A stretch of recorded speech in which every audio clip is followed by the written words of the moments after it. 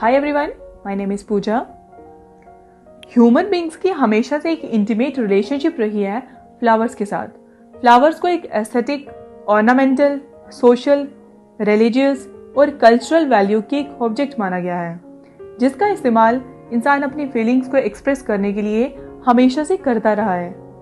Aren't we lucky that plants reproduce sexually?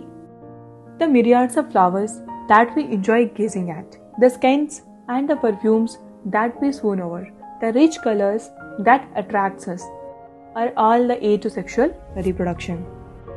So, we can say that we are very lucky to have flowers in nature. अगर हम flowers में diversity of inflorescence पे, floral parts पे एक नज़र डालें तो हमें अमेजिंग एडेप्टेशंस देखने को मिलती हैं जो प्लांट्स में सीड्स और फ्रूट फॉर्मेशन को एंश्योर करती हैं। Well everyone, today we are going to start sexual reproduction in plants. तो अभी तक हमने देखा कि प्लांट्स में रिप्रोडक्शन की दो मेन मेथड्स हैं। First one is asexual reproduction and second one is sexual reproduction. Asexual reproduction जहाँ पे बिना गैमेट फॉर्मेशन के, बिना फ्यूजन के, बिना मियोसिस के नए इंडिविजुअल्स को प्रोड्यूस किया जा सकता है। और प्लांट्स में एसेक्सुअल का जो मेथड था वो दो मेन कैटेगरीज में डिवाइडेड था। पहला एगेमोस्पर्मी और दूसरा vegetative propagation. Vegetative propagation again दो तरह का था, नेचुरल वेजिटेटिव प्रोपेगेशन और आर्टिफिशियल वेजिटेटिव प्रोपेगेशन। तो आज हम स्टार्ट करेंगे sexual mode of reproduction in plants. Nature में ये एक ऐसा यूनिक प्रोसेस है जहाँ पे दो अलग अलग इंडिविजुअल्स की जेनेटिक इंफॉर्मेशन को कंबाइन करके नए इंडिविजुअल्स को प्रोड्यूस किया जाता है।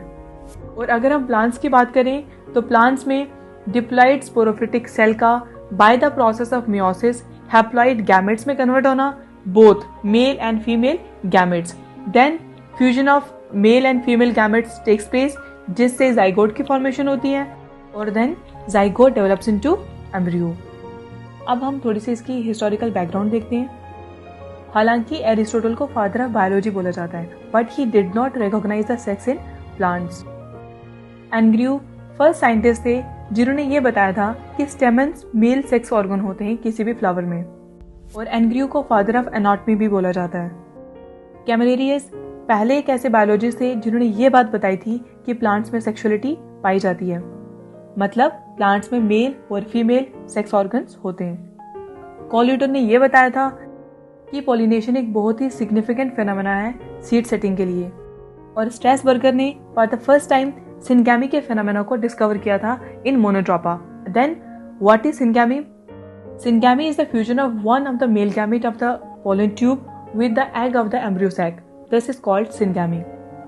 नोआस्चेन ने सबसे पहले डबल फर्टिलाइजेशन के फेनोमेना को डिस्कवर किया था प्लांट्स में। अब डबल फर्टिलाइजेशन क्या होता है? जहाँ पे pollen tube carrying two male gametes, one of the male gamete fuses with the egg that is called as syngamy and other male gamete fuses with the polar nuclei of the embryo sac, this is called triple fusion, and both the phenomena collectively are called as double fertilization, and double fertilization is the characteristic feature of angiospermic plants. And P. Maheshwari is called as the father of Indian embryology, and embryology is the study of formation and development of embryos. अब हम आते हैं अपने main topic पे।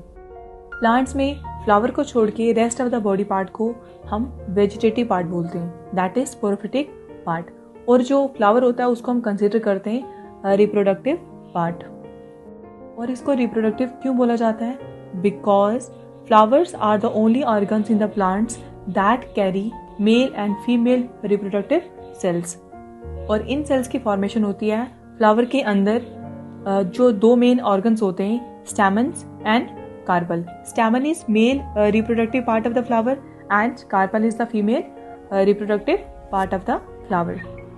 अगर हमको sexual reproduction को plants में समझना है तो सबसे पहले हमको ये समझना होगा कि अगर प्लांट्स में सेक्सुअल रिप्रोडक्शन का प्रोसेस नहीं होता तो क्या होता? वेल, मैं आपको बताऊंगी। इससे पहले हमने जो प्लांट्स में मेथड्स पढ़े, एसेक्सुअल मोड ऑफ रिप्रोडक्शन जिसमें हमने एगेमोस्पर्मी को पढ़ा और वेजिटेटिव प्रोपेगेशन को पढ़ा। वेजिटेटिव प्रोपेगेशन के मेथड से जो प्रोपेगेट किए हुए इंडिविजुअल्स होते हैं वो अपने ही पेरेंट्स की एग्जैक्ट कॉपी होते हैं, मतलब उनमें सारे के सारे फीचर्स अपने पेरेंटल होते हैं, जिसकी वजह से नए इंडिविजुअल्स में वेरिएशंस नहीं आती हैं। और वेरिएशंस आपको पता है जैसे कि they are cause of evolution, और वेरिएशंस नहीं होगी तो एवोल्यूशन नहीं होगा, एवोल्यूशन नहीं होगा तो जीन मॉडिफिकेशन नहीं होगी, मतलब स्पेसिएशन नहीं होगी। और नेचर में सेक्सुअल रिप्रोडक्शन का ही ओनली मेथड है that brings about variations and changes, जिसकी वजह से एवोल्यूशन पॉसिबल हो पाया है, जिसकी वजह से अर्थ पे वास्ट वेराइटी ऑफ प्लांट्स और एनिमल्स एग्जिस्ट करते हैं। प्लांट्स में सेक्सुअल रिप्रोडक्शन को कैरी आउट करने का जो मेन ऑर्गन रहता है दैट इज फ्लावर। अब फ्लावर क्या होता है? It is a modified shoot with highly condensed nodes and internodes, और इस शूट की जितने भी लीव्स होते हैं दैट आर वेरियसली स्पेशलाइज्ड, जो कि किसी भी फ्लावर के अंदर अलग अलग फ्लोरल पार्ट्स को बनाते हैं। अब किसी भी फ्लावर में 4 मेन वल्स होते हैं, सेपल्स, पेटल्स, स्टेमन्स और कार्पल्स।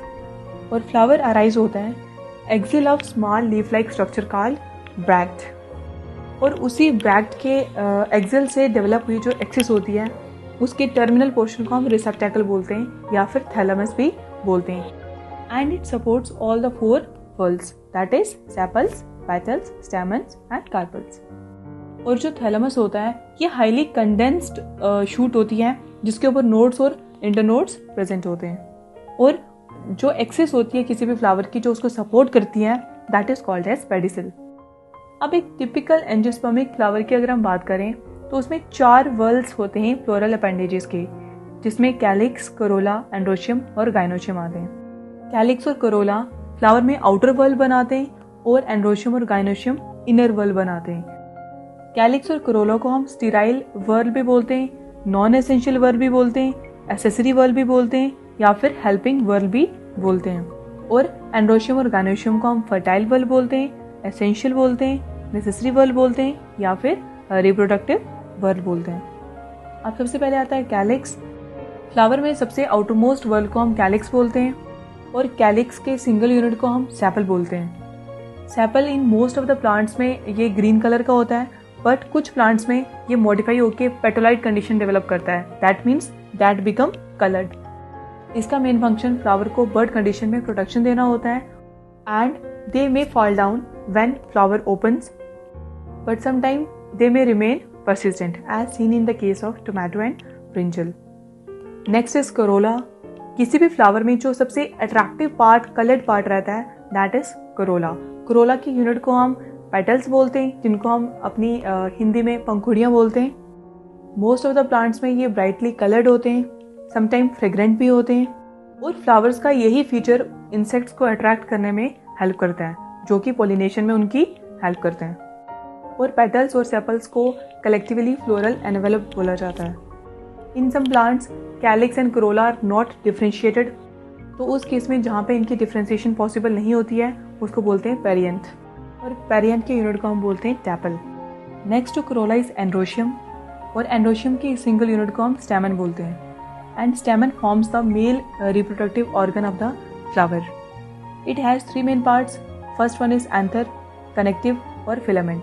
एंथर जो होता है वो बाइलोब्ड होता है, दैट कंटेन्स पोलन सैक्स जिसको हम माइक्रोस्पोरेंजिया बोलते हैं, और कनेक्टिव जो एंथर की 2 लोब्स को बैकवर्डली ज्वाइन करके रखता है हम उसको कनेक्टिव बोलते हैं, और कनेक्टिव इन टर्न एक स्टॉक लाइक स्ट्रक्चर से कनेक्टेड होता है, that is called as filament. Last one is gynoecium.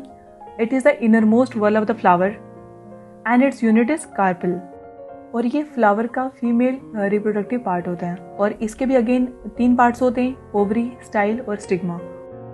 Ovary is a basal swollen part that bears ovule, and style is a stalk like connection between the stigma and ovary.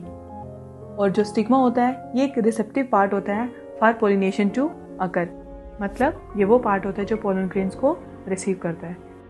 This is the end of the video. Thank you, have a good time.